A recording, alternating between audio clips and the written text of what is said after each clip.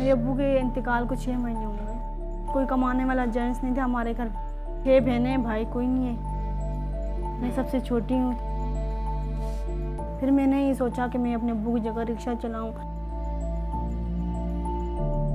फ़ख्र से कहती हूँ कि मेरी बेटी ने अपने बाप का नाम रोशन किया है।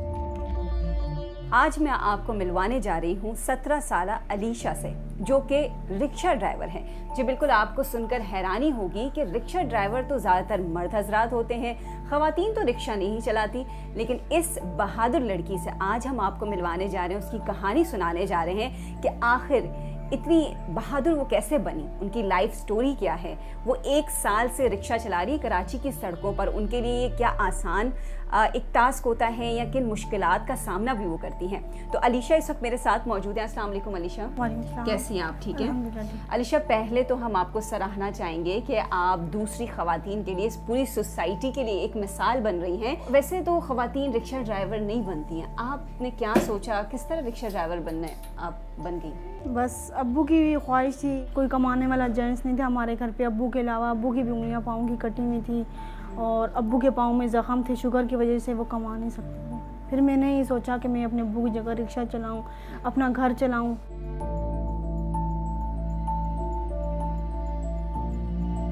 आपके अब्बू के इंतकाल को कितना टाइम हो गया? मेरे अब्बू के इंतकाल को 6 महीने हो गए। वो ये रिक्शा जो है ये आपके अब्बू का है? जी मेरे अब्बू का था। रिक्शा सीखा, सब मना कर रहे थे अब्बू को भी, बेटी है आप नहीं इनको निकालो बाहर। तो बस अब्बू ने कहा यही मेरी बेटी मेरा बेटा है और ये ही चलाएगी। फुल टाइम रिक्शा ड्राइविंग करती हूँ। मैं 8 क्लास पढ़ी हूँ। 8वीं से मैंने छोड़ दिया क्योंकि घर के हालात भी सही नहीं थे। फिर मैंने, अब्बू भी बीमार थे, फिर मैंने छोड़ दिया था। और सुबह 8 बजे जाती हूँ, शाम 6-7 बजे अपने घर आ जाती हूँ। पहले दिन जब आप निकली हूँ डर महसूस हुआ था या कैसी फीलिंग्स हुई? जी बस शुरू में हुआ था, डर भी लगता था। लोग देखते थे गौर से, मुझे अंदर से डर लगता था कि कुछ हो ना जाए मेरे साथ या मैं खुद। तो फर्स्ट मेरे अब्बू ने हिम्मत दी कि बेटा आपने बेटा बन के दिखाना है। तो मैंने बेटा बन के दिखाया, मैंने अपने घर को चलाया।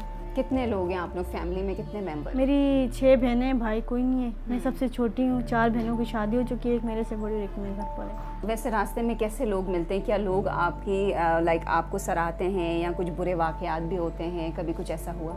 बस कोई हौसला अफजाई भी करते हैं, कोई हंसते भी हैं, कोई बोलते हैं आप क्यों निकली हो, लड़कियां तो घर में होती हैं। पर मजबूरी हमें पता है कि हम क्यों निकले। कभी किसी ने कोई तंग किया या कोई पीछे पड़ा या कुछ इस तरह हुआ? एक बार तंग किया था कि बाइक मेरे रिक्शे के पीछे जा रही थी। तो मैंने रेंजर्स की गाड़ी खड़ी हुई थी, वो मेरे पीछे थे, मैं उनके सामने जाके रुक गई। वो दूसरी गली से भाग गए थे। अलीशा ने अपनी कहानी अपनी ज़ुबानी सुनाई और बताया कि इतनी कम उम्र में वो एक रिक्शा ड्राइवर किस तरह बनी और किन हालात का सामना कर रही हैं। सलमा साहिबा, बताइएगा कि आपकी छोटी बेटी इतनी कम उम्र में ऐसी क्या परेशानियों का सामना हुआ कि वो एक रिक्शा ड्राइवर बनी है? परेशानी, इसके वालिद बहुत बीमार थे, उनको शुगर था। फिर उनकी पाँव की उंगलियां कटी, हाथ में कमर पे सुराख हुए। हम लोगों ने बहुत मुश्किल टाइम गुजारा। बहुत अपना घर था वो बेचा है, वो कर्ज़े के नीचे हम गए। फिर इस बेटी की पढ़ाई ख़राब हुई, दूसरी बेटी की भी पढ़ाई ख़राब हुई। बाप को यही था कि मेरी बच्ची कुछ बने, मेरे सामने बने। जब आपकी बेटी पहली बार रिक्शा ड्राइविंग के लिए अकेले निकली? जी, मुझे जिस टाइम ये पहली दफ़ा निकली है तो मुझे यही टेंशन थी। बस खुदा दुआ करती थी कि अल्लाह इसको अपने ईमान में महफूज रखे। अब भी निकलती है बाप के बगैर, जब भी यही दुआ करती हूँ अल्लाह इसको किसी बुराई में ये ना जाए, इसकी अल्लाह मदद करे। बस मुझे बहुत फ़ख्र है। मैं फ़ख्र से कहती हूँ कि मेरी बेटी ने अपने बाप का नाम रोशन किया है और अल्लाह पाक इसको और कामयाब करे। सच बताऊँ, रिश्तेदार भी, अपने पराए सब कहते हैं कि जवान बेटी, उम्र इसकी इतनी नहीं है, आपने इतना बड़ा इसके कांधों पे जिम्मेदारी दी हुई है। फिर हम क्या कह सकते हैं, मांग नहीं सकते, हाथ किसी के आगे फैला नहीं सकते, न किसी से कह सकते कि हमें दो। हम, बेटी ने कहा मैं किसी के आगे फरियाद नहीं करनी, मैं खुद आपके साथ खड़ी होंगी। बस अल्लाह का शुक्र है, जो भी है बस टाइम गुजार रहे, लेकिन इस टाइम पे भी मुश्किलात में है। अलीशा और उनकी वालदा से हमने घर में तो बात कर ली। इस वक्त अलीशा रेडी हो रही हैं, तो आइए चलते हैं कि देखते हैं कि अलीशा जब बाहर जाती हैं तो वो ड्राइविंग के दौरान उन्हें कितना सपोर्ट मिलता है और कितना प्रॉब्लम्स का सामना होता है। तो चलें।